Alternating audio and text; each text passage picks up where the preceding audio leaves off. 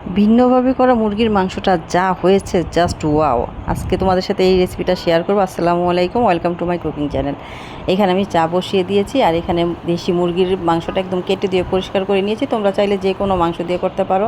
এখানে tomato cube করা দিয়ে দিচ্ছি, হাফ কাপ পরিমাণ পেঁয়াজ কুচি দিচ্ছি, 1 চামচ হলুদ গুঁড়ো, 1 চামচ জিরা গুঁড়ো, হাফ চামচ মরিচ গুঁড়ো আর হাফ চামচ আদা রসুন পেস্ট আর সামান্য সয়াবিন তেল দিয়ে ভালো করে মাখিয়ে নিব। একটু ভিন্নভাবে করব মুরগির মাংসটা, তো না টেনে পুরো ভিডিওটি দেখার অনুরোধ রইল দর্শক, স্কিপ করবে না। তো ভালো করে মাখিয়ে নিব। আর মুরগির মাংস অনেক বেশিক্ষণ ম্যারিনেশনের প্রয়োজন হয় না, হাফ অ্যান আওয়ার করলেই এনাফ, এর চেয়ে বেশি লাগবে না। এদিকে আমার উস্তাবাজিটাও মোটামুটি হয়ে গিয়েছে। আর সবুজ জিনিস রান্নার ক্ষেত্রে তোমাদের ছোট্ট একটা টিপস শেয়ার করি। যখন সবুজ শাক সবজি রান্না করবে তখন একটু 5 মিনিটের জন্য ঢেকে রাখবে, দেখবে সবুজের কালারটা খুবই সুন্দর হয়। মানে শাক সবজি যাই রান্না করো খুবই সুন্দর একটা কালার আসবে। আমার উস্তাবাজিটা হয়ে গিয়েছে, এখন নামিয়ে ফেলবো।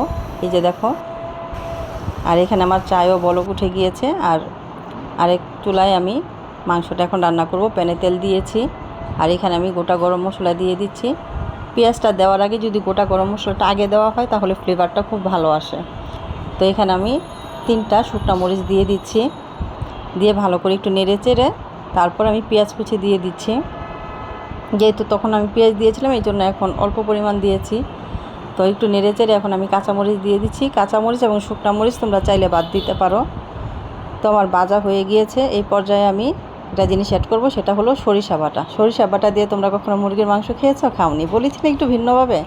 তো আমি দিয়ে একটু ভালো করে নেড়ে চেড়ে এখন ম্যারিনেশন করা মুরগিটা আমি দিয়ে দিচ্ছি। দিয়ে আর এখানে আমি ডাল ভিজিয়েছি, মুগ ডালটা আগে ধুয়ে পরিষ্কার করে নিয়েছি, সেটাও এখন দিয়ে দিব। আগে যদি মুগ ডালটা ভিজিয়ে রাখো তাহলে কিন্তু ফুলে সুন্দর হয়ে যায় আর সিদ্ধ হতে বেশি সময় লাগে না।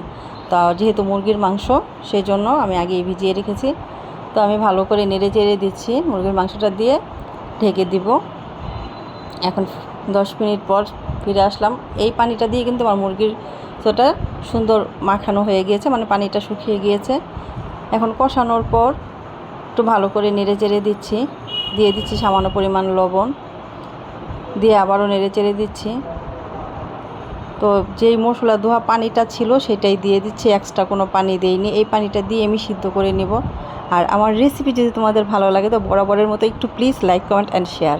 আজকে গলা ভয়েস দিতে গিয়ে খুব কষ্ট হচ্ছে, গলায় বসে যাচ্ছে মনে হয়।